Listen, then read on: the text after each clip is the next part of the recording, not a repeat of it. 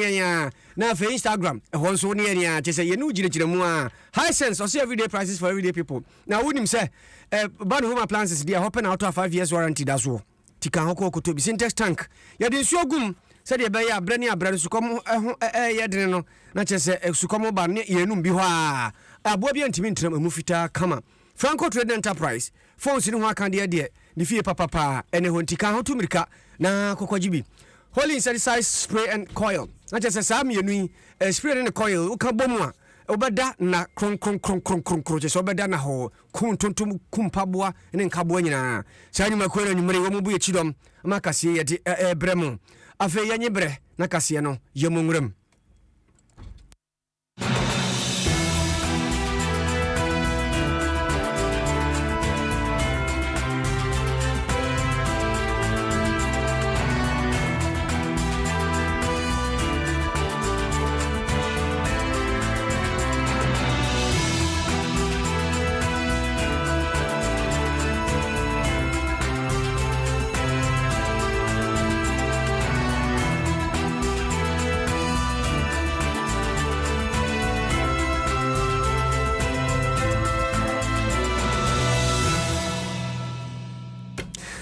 Afe yemongra kasiye no mwe ye de ni echirem pani wono ba no bambo a ho nkomode ogiremu pa ye fena de sane ana odi atu dwa se abrani abra no se ye to aba ye mamodina se amampani a wonom edi amahodo no so no se mayimu se aman bio se ye wonom a eprio womo bambo no ye bema egina brane esanse se titiri so wonom nam bontoa ahweya nipa bonfo bi kura timi koye na bia konya nkwanhia bi so kura timi kotutu na bobinom chese ni ma basabasa betimi ato no ma wono pri otie se obedi mampania na obedi oman na nimu no wedi enche bebre na fuaba miensanie ene beto odwasa America mampenda Donald Trump ogina simpie so achese wo freedom sie wono na opeso wako Pennsylvania yansa nto aba ma ne biomani bampani no hunu yansa na so mu firi moja wi asara chese tuo na akasa ama chese nipa ba akokora afrim ama ba ko no so etuo kan na ba bi oda no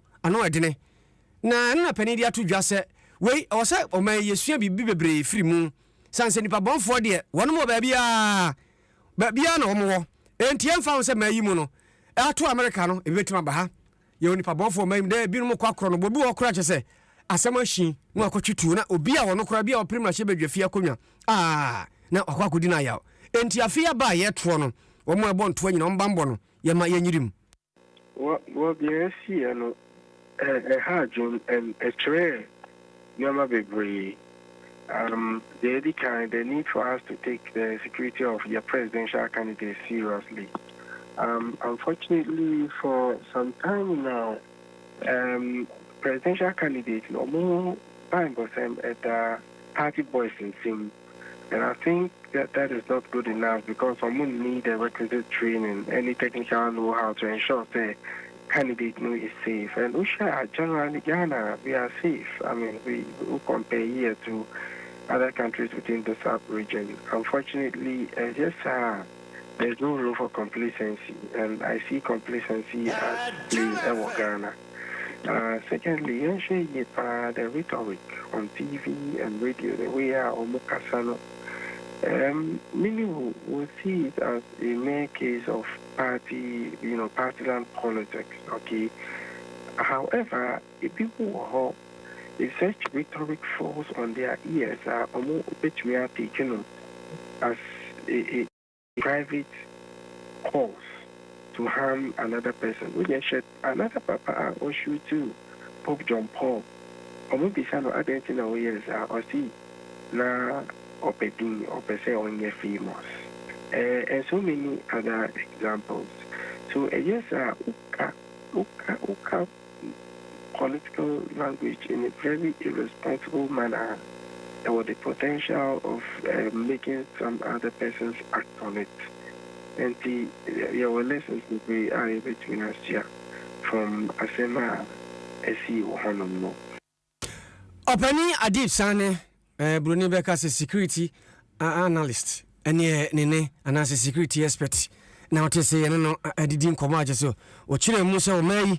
Yadi no yenhwe adesua ebi nso ewom na yenko homa no so amane aman ho nkitahudie eba ono nso abene mu pa Anthony Akwei yene no ni nkomo emfa sa nkomokuru ya ho opani akwaba Major so mini Burma obi yo wedi de si America ya ho nkomo ne yedidi ni ahwe yenso ye mayi mu o eba se yedi nkomo afa aman ne aman ho ntam kitahudie ho a ya no abene mu pa afia ba yenim se mu ohye se de America de no mu ohye na de atu Trump wo hoi ne de ebo bayi yenso wo se yesa nsuo si ye de ho anamo be na wo se yetuo a se de be ya afia ba ye to no saa nsem bi se no ensane maha yo ayimbe ma mincho na mincho wetiefo onyewa hwefu yin anyimbre motin de yimpo boni biara wa boni tim po de obedi bono oya zin de ebohu ade pochia otenechi anade ade pochia ojina da odibedi bono until there arrest the minimpan na atotunano onam there yentum na yempa yimpanitim na yehu adwombona opedo ozininti ne koni ono so intrede te de yenyo tufoma yentum yede indicate there the minimpe pedo de bon another the minimpe opedo oyane otwane mon bia obotum de emman na sumjoda tutufom mini abama ada ode Ghana ye bombarding ye Potekese Maka or whether you intensify your security intelligence gathering. Na si botuma ya dama yen tumi njema oye yen security agencies no kwati. Or that man be biara o make sure there at least information be obenyano on bombarding no be na police fo no more 120. O send the day in and day out ngala your social media.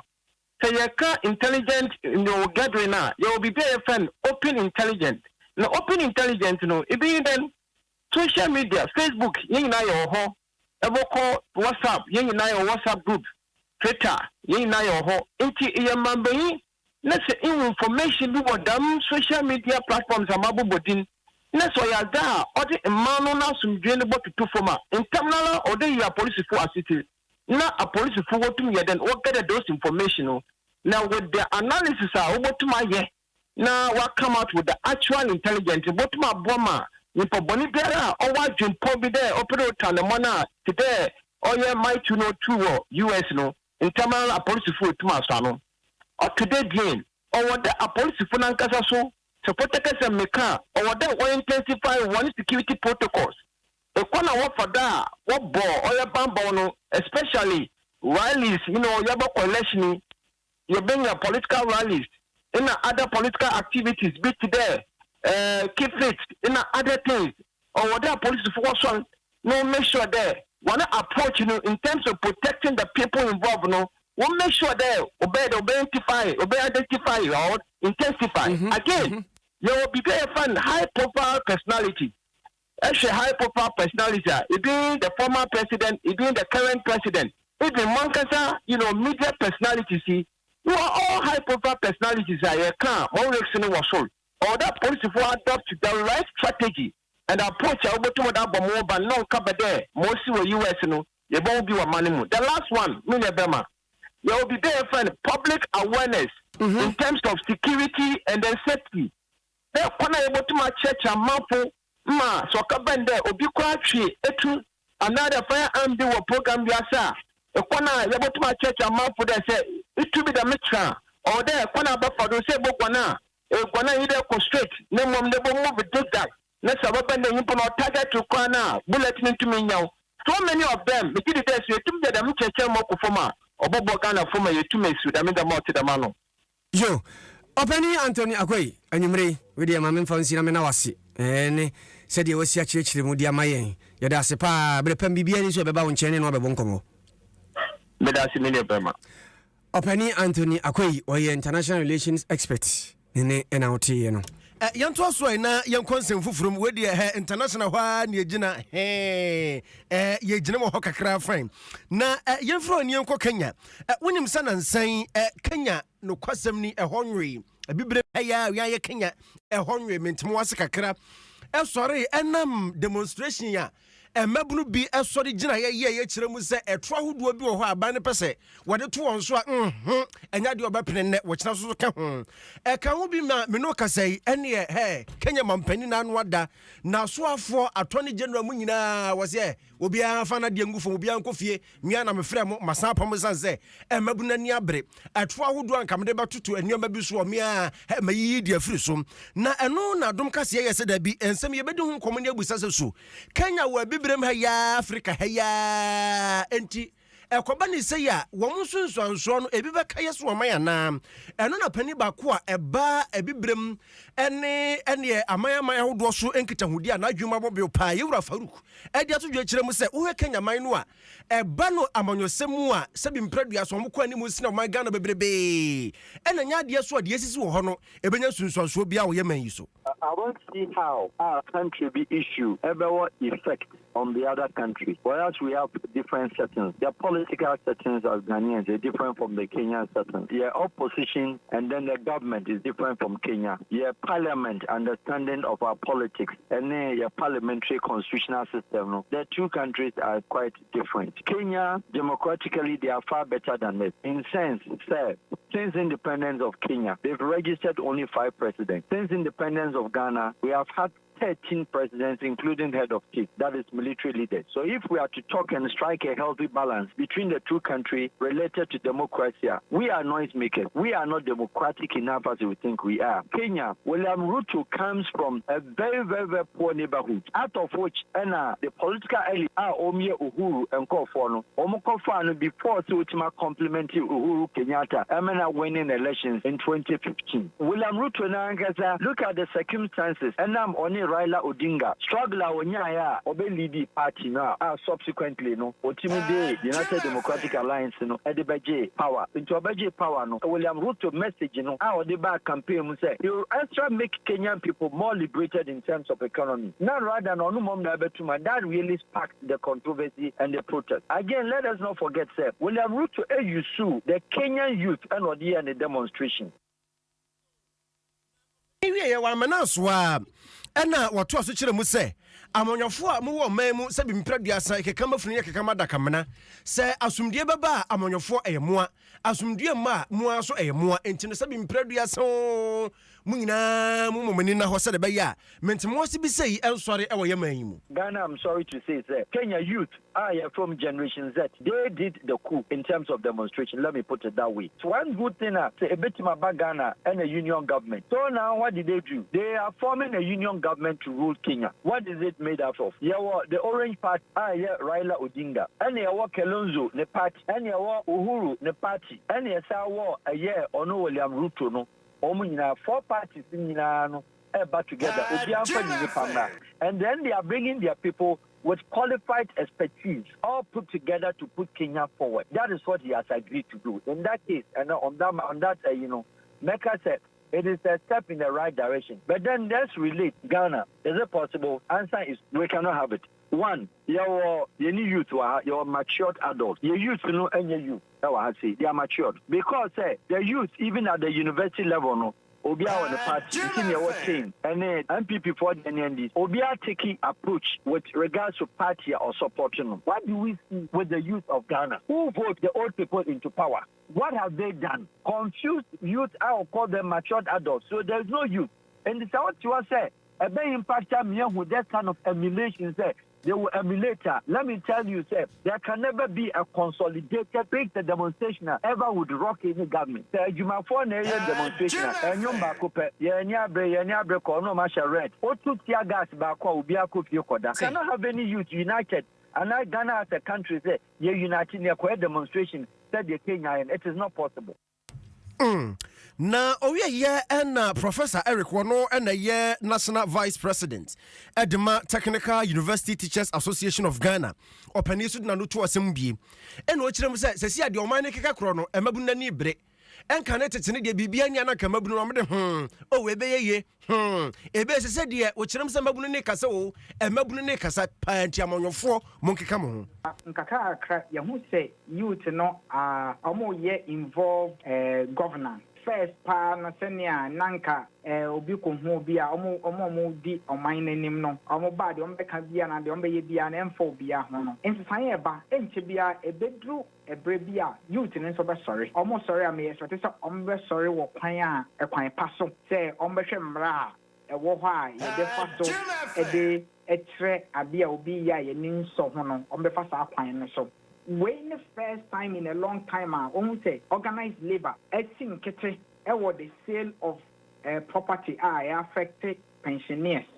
Na ama omo pushi say aban enye the needful. Edu baby ya ni ejemo go kakra. Ya ni aban tenasia na aban ka na fe year to year na ye twaso. Na ene dia isi dia. Say people are becoming more discerning and they are willing to do whatever is necessary within the laws. So to make sure say people become accountable for their leadership. Professor Eric Arre and a National Vice President at the Technical University Teachers Association of Ghana, Nene NOT.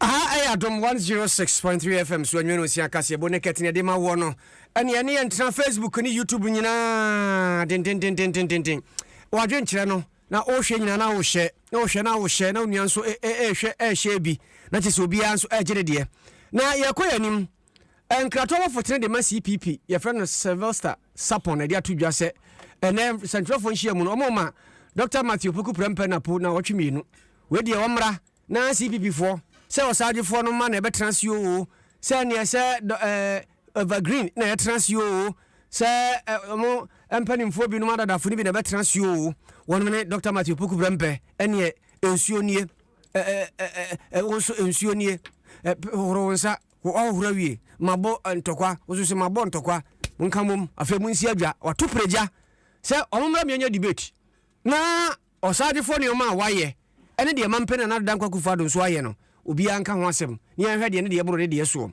na wonu kire mu asem a Dr. Matthew Poku Prempe da no ade koto dwa kuma ase no omdo mu hunu se eyade osagefo abakosem a watwero no na wo mo pese wo mo kire se omo mfanya hwe na wo mo pese wo mo ka hye enu nti na wonom yesa no de sabere de omo atupreja de ama no omra na debate wo mfanya ntam so se wujina ho na aka se me madwuma se ne Kwame Nkrumah normal. But so what can say more Kwame Nkrumah na because Napo or a minister of state all enjoy from the Republic of Ghana, which was founded by President Kwame Nkrumah. And Napo so free him fee and yes any amamre. It was what year 2 year. Now we baby shine debate no. Now we use opportunity no crampo at the trumpet or more edumo my almost yes Kwame Nkrumah. Because of one I'm talking about New Patriotic Party, especially under Akufo-Addo. Edumo my almost yes President Kwame Nkrumah. He should just come and tell Ghanaians that job. That's all we are bibia and we hope say onyane. Na soprano say one anye Dr. Matthew Poku Prempe chopa nuntum. Just one of my debate answer. Oh, I don't see why Napo will run away from me. I mean, I'm just an ordinary Ghanaian. Why would Napo run away from debating me? I mean, he is in Parliament. Parliament, serious debate. Any other, me soprano, Krokruaya, Michelle CPP, in Podua Hanomdia. I don't see why I need Napo, it may be a debate. What I say, minimum Napo or Prempe College, and I mean, so to minimum debate. So I say, MPP, and a man a quenya. So I say we drew baby we drew no, but boot for boot to power na po se me na po gina ho. He's no match for me.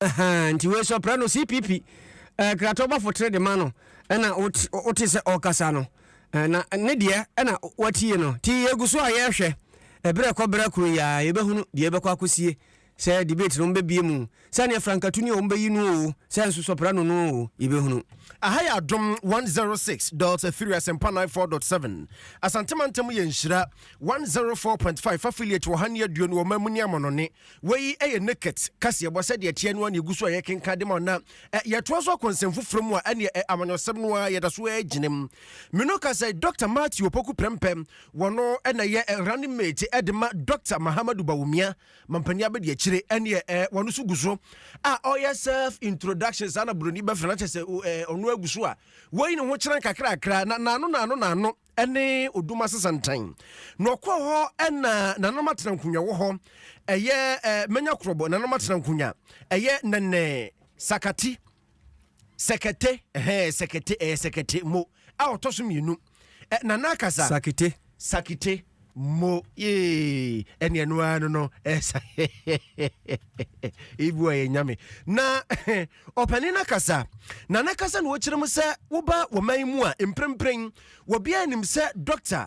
Mahamadu Bawumia ena fe Dr. Matthew Opoku prempetitiru sei ofrahimfie yewura na po ofrahimfie nano na nana ade ato nanim se na dawroma sinakopon ye na dom na wone Dr. Mahamadu Bawumia so Ghana fo hu maboto abama mo no ene franka no wo munya behim ni se kunkuro won hwe se ne tumi ekura no sese bi mpradua se wo fra himfie no ni mamamra ne amane no wode beka Dr. Mahamadu Bawumia ho no mwaka bom na ahensema hodo a ekoso wo man mu ase bi mpradua se enhye dan twaye no o mahwe atumi asiesie we have been ignored by successive governments.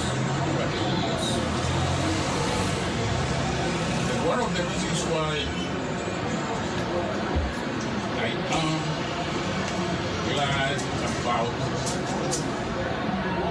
more selection, more guys as the vice presidential candidate for the fact that you're also a royal and you know what the institution needs and you know what we'll be looking for.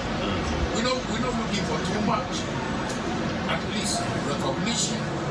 We want to make sure that governments nene sakite a otoso mienu ene enatie mu fanche na ene no emu enhyada ena hoso eni nyina no ena mebo no tofa edema na owieye ena Dr. Matthew Opoku prempa enei wono ena mampani abedi akire Dr. Mahamadu Bawumia boni din a ogusu din achi kakrakra enso ede tu dwa kire mu se ade ba ko a wo mo ankasa esu o mani so pa eya hensem a ekoso wo man mu no ahye batafra na batwe se nyankopon ya adom na tumi ni bekuro mu se kunkuron wo mbehwe asiesie.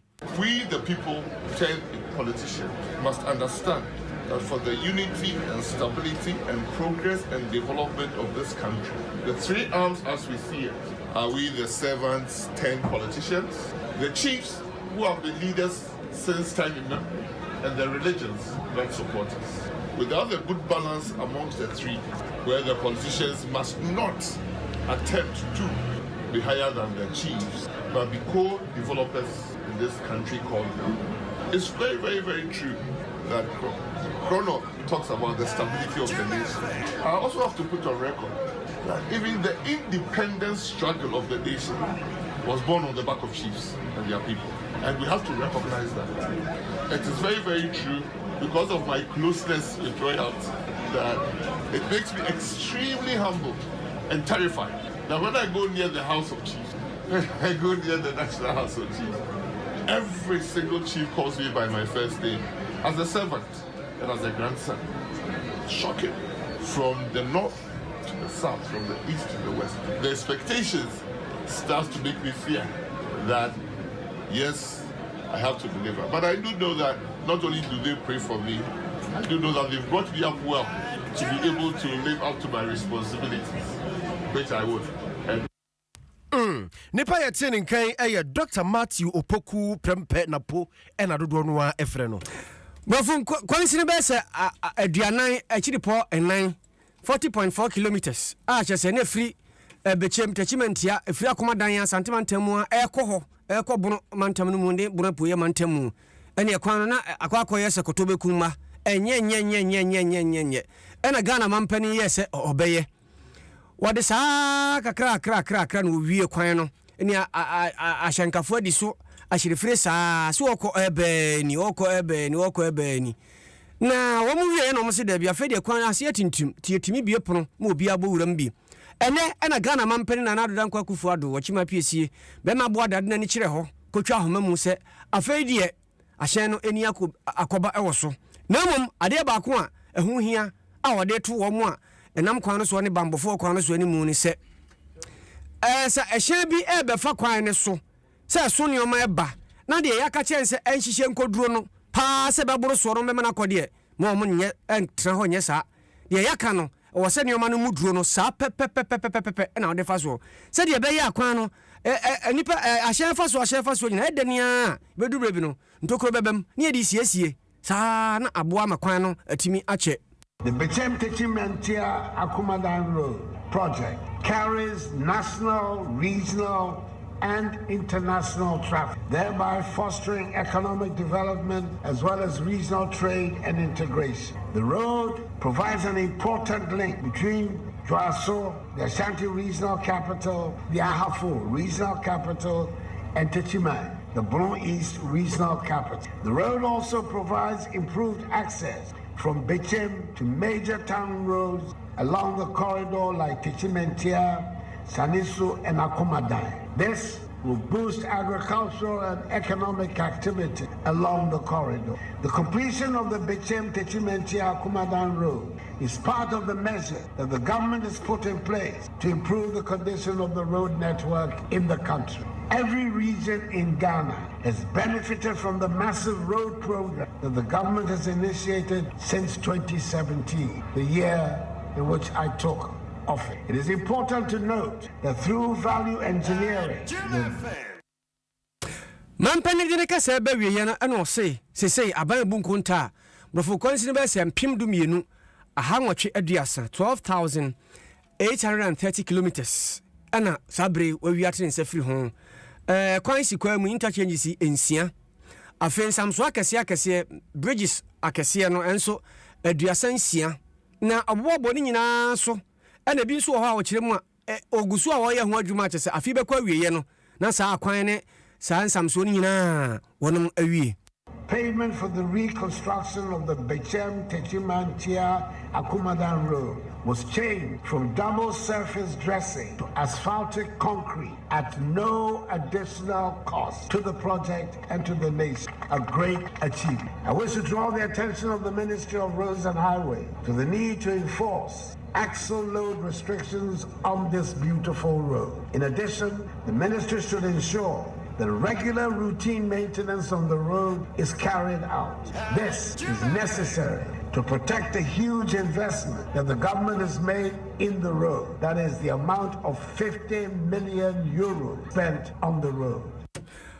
Ghana mampani na adodanko akufuado wachima PSC bema boda nene ena otie na opening power ekrunti he ono anso na ehwe akire se techima na atrankonya ohene popro ampon nana ampon krantin a otoso mienu ebo mampani abaso se sa akwan yi bra wa bra huni so wasu hu pa nyame ya adom ama ban atimi aya ma wonom no a na che se aseda PSC pa ena ode e ma ban anwini da biara da se ye be hunu kwane a eti se woye mamu aba biara da na ne enwanwan kura ne se wanfa ekwane a eti se yi ankoto nkran na de beto attachment abonten so ha yewura de nananom e kan kire woni se ekwane a woye ma ye ni ane yare sisi yare ye nyina kura ye sisi yare ye ko na ne ye kan kire woni se ne waye yi ye ni ye nchirima ane nanan kanso anu nyina eyo mfiri wo da biara da na ye be ma wo aseda PSC ensusu a wa wo be hu se attachment ya yenya sabi akwatafo du a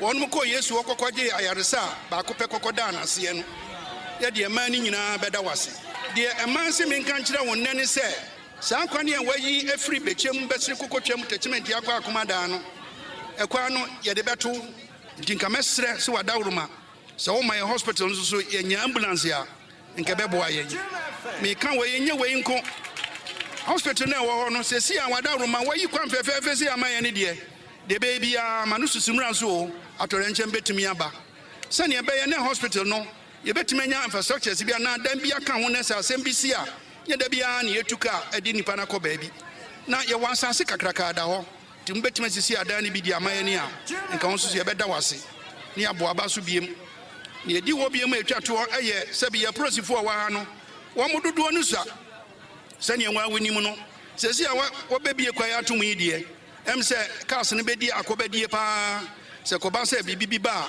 ne ya prosifo no so wo mo so anya ekwan atu anamon aboa me nyina ye ho atoyen kronti hene wono na wo hwe akire se panimpa ma tachima na matrankonya nana ampa krantin a otoso mienu ne ena oteye no yanto so na yankonsem fufuro mu medu kɔ eye Takwa High Court Takwa High Court na medu kɔ na ene empanimfo kwasetena na wɔkɔ asetena no asɛm no yɛ tiawa wobɛka yɛ anansɛntɛm yɛde amanebɔ ɛbɛbɔ wo sɛ titira ni a Christian Divine Church wɔdaa no ne asɔfoɔ bie ɛne ɛkɔɔto ɛde taboɔ ato wɔn so sɛ asɔre dwumadie bi wɔ hɔ a sɛ bi mpradua sɛ wɔntumi foɔ ho nhyɛm ɛnkankan na no kora ɛyɛ mɛ bosome ne da na ɛtɔ so aduonu mmiɛnsa mpanimfoɔ yɛ ɔmadwene sɛ wɔn mo ba bɛhyɛ fa ɛfa na wɔba bɛhyɛ no yɛ tiawa asɔre no ɛnya mfinhyia aduosia enum ɛho fa ɛna no wɔbɛhyɛ ka ho bi ɛma kɔɔto no kora de taboɔ to wɔn so de denden sɛ wɔnim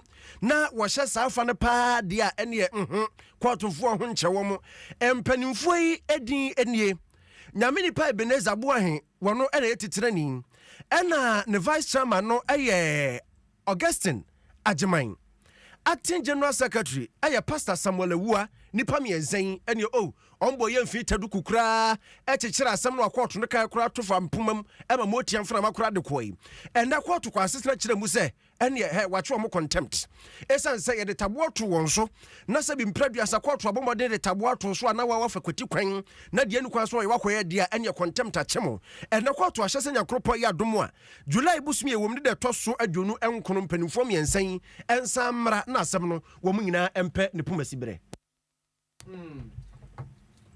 ɛne yɛpɛ no poma sibere yɛbɛkɔ mmarahyɛ badwa fie ɛnɛ mmarahyɛ badwafoɔ kɔ asetena na asetena no mu no nyame anim nie wotimi sɛ mmarahyɛ badwa no sɛ adwuma no na bia wɔm afena nti wɔmpɛ sɛ wɔm gya yo sɛ nso fie hɔ tena na afeno wɔ no nti bia wɔmpɛ sɛ wɔmkɔtena baabi foforɔ obi ntimi nkyerɛ ɛnɛ yɛ sɛ wɔmkɔtena ase na wɔmyɛ nnipa aduonu 24 ɛne ɛhɔ a na kyamehene sɛ na ada yɛ agorɔ bi na mudi anaasɛ deɛ yi nnipa aduonu 9 ɛfie ha dabi mɔmyɛ nsɔre ne nsa ntu nhyɛ da ti wɔn san akɔtenatena se ɛhwɛ sa nkagya wɔn bɛba dodoɔ mu nso na kyɛ sɛ ɛmfa na ansa mpo no bɛpɛ di ɔmu no na wɔsan de krataa akɔtoɔ a no ɛyɛ lithium a yɛtu no ma yi mu na ho mmara a ɔpɛ sɛ wɔhyehyɛ ɛna wɔn de kɔɛ na dɔm kuma no kyerɛ sɛ dabi na nipa ɛwɔ ha no ɛti da bi amade ba ne aka kyerɛ m sɛ ɛnso sɛ saa kɔmɔ wɔ yɛ die no ndiɛ a mo nte a mo asan akɔfa ba bie mu no nɛnɛ ɛne ɔpani Ahmed Ibrahim wɔno na gita kra wogye bɛfrɛ dɔm dɔm kuma wɔn mmarahyɛ badwa fie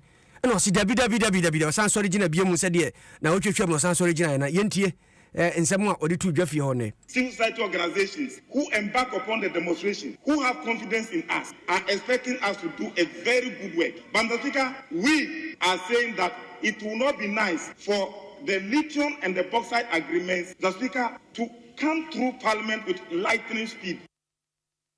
Sɛdeɛ mo asi ayɛ no mu wɔ ha ɛna wohwɛ kwan akora mode afa sɛ mo hu sie so a ɛna mo pia de ba ha enti yɛka sɛ yɛgyina ne agye atom pa a anya adwuma wei ɛyɛ ɔpani a wɔno frɛ dɔm boaboa no de ma dɔm kumaa no Ahmed Ibrahim ne no na deɛ ɔfrɛ dodoɔ no nso afa mu ɛyɛ Frank Anadɔmprɛ ɔpani ɛna ɔno nso se deɛ me so wɔka fa deɛ woka no ho nie. So that if it is the case that is the argument, all the papers that were laid last week did not come before the business state. That is a statement of fact. Now, we are masters of our own rules, and oftentimes when it becomes necessary